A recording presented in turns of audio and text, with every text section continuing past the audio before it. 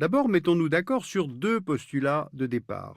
Premièrement, la combustion des énergies fossiles depuis environ 200 ans, gaz mais surtout pétrole, charbon, projette dans l'atmosphère des gaz que l'on nomme à effet de serre. Et plus les années et les décennies passent, plus ces gaz s'accumulent et plus la température à la surface de la Terre augmente.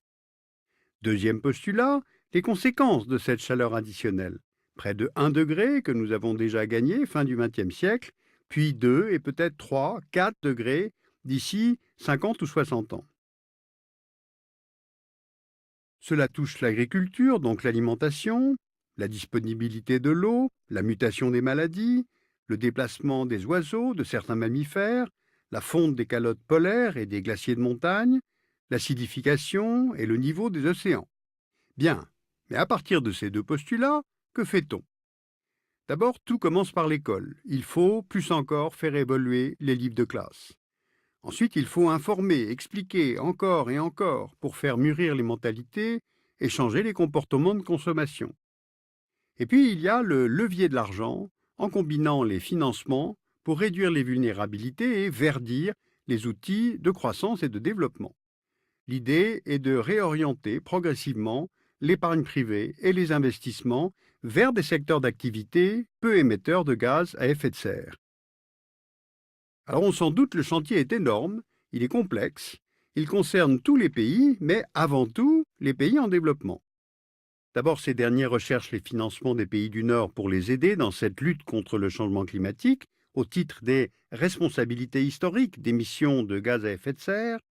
Ensuite, certains pays à forte croissance économique et très peuplés, si leur trajectoire d'émissions n'est pas infléchie, vont peser lourd dans les émissions mondiales. Et enfin, c'est justement le monde en développement qui regroupe les pays les plus vulnérables.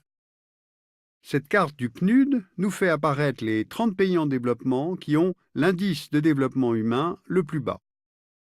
Mais la vulnérabilité touche aussi des pays plus riches, mais très exposés à la montée des océans ou aux cyclones, notamment les États-îles du Pacifique, le Vietnam, le Bangladesh, les États de la Caraïbe ou encore le Mexique. Leur niveau de pauvreté et celui de leurs infrastructures ne leur permettent pas une solide résilience à ces dérèglements climatiques.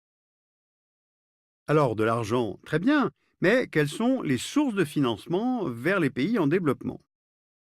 Les gouvernements des pays développés, les institutions financières bilatérales, comme l'Agence française de développement, les banques multilatérales de développement, comme la Banque mondiale, les fonds climat créés pour répondre à ces besoins d'évolution, comme le Fonds pour les technologies propres, et enfin, les investisseurs privés. Alors prenons quelques exemples concrets. En Chine, avec un surcoût de construction de seulement 7% pour un logement, on réalise ensuite 50% d'économie d'énergie. Et ce surcoût peut être financé par une subvention ou même par un simple prêt. Au Vietnam, l'un des 20 pays du monde les plus exposés aux conséquences du dérèglement climatique, plusieurs villes, notamment Can Tho ou Da Nang, ont mis en place des politiques assez révolutionnaires en aidant les habitants à rendre leurs logements plus résistants. Alors comment est-ce que c'est financé? Eh bien tout simplement par des prêts destinés aux fonds d'investissement locaux. Car même avec les intérêts, un prêt coûtera toujours moins cher que le coût des catastrophes qui viennent. On a aussi l'exemple du Kenya, où les entreprises privées peuvent financer leurs investissements en verre, des éoliennes, des panneaux solaires, grâce à des prêts consentis par les banques. Mais sans l'aide des bailleurs internationaux, les banques ne pourraient pas investir sur ces secteurs risqués. Alors on le déduit, d'un côté, le dérèglement climatique relégitime l'aide publique au développement, mais de l'autre, les montants en jeu de cette nouvelle finance climat sont en fait assez difficiles à évaluer avec précision. En moyenne et par an, les flux de finance climat des pays développés vers les pays en développement oscillent autour de 50 milliards de dollars venant d'institutions publiques et 125 milliards de dollars venant du privé, soit un total de quelques 175 milliards de dollars. Alors, si on veut avoir une chance de limiter le réchauffement à 2 degrés au XXIe siècle, on a estimé que les besoins d'investissement à l'échelle mondiale se montraient à environ 1 000 milliards de dollars par an entre 2025 et 2050. Enfin, dernier canal de financement décidé à la COP17 de Durban, et spécifiquement dédié à la réduction des émissions de CO2 dans les pays en développement, on a le Fonds vert pour le climat. C'est un fonds qui a une gouvernance à parité, 12 représentants de pays en développement et 12 de pays développés. Il est aujourd'hui capitalisé à hauteur de 10 milliards de dollars et les premières décisions d'investissement devraient avoir lieu fin 2015, juste avant la COP21 sur le climat à Paris. Mais attention, il ne s'agit pas seulement de prêter ou même de donner de l'argent. Non, il faut pousser les pays récipiendaires à réduire leurs émissions de CO2 en faisant évoluer leur trajectoire de développement et ainsi les éloigner peu à peu des énergies carbonées. Alors tout cela n'est ni simple ni rapide, car au fond, la finance climat touche à ce modèle énergétique, le nôtre, qui prévaut depuis à peu près un siècle.